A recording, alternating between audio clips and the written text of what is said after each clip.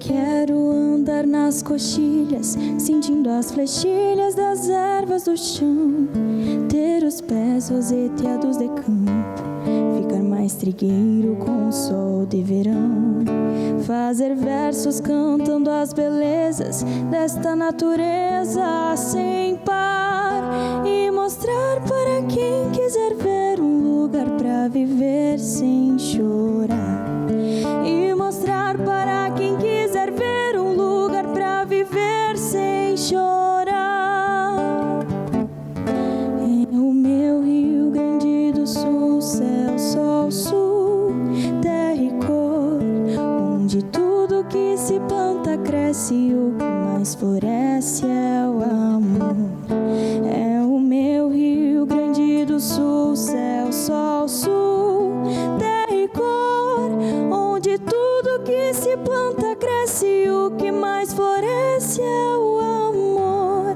Onde tudo que se planta cresce e o que mais floresce é o amor.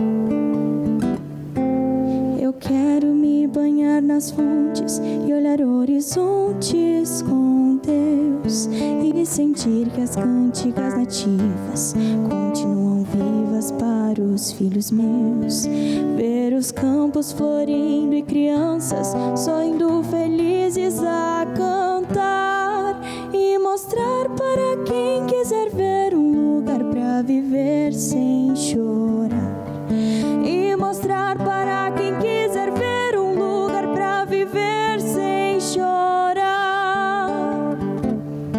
É o meu Rio Grande do Sul, céu, sol, sul, terra e cor, onde tudo que se planta cresce e o que mais floresce é o amor.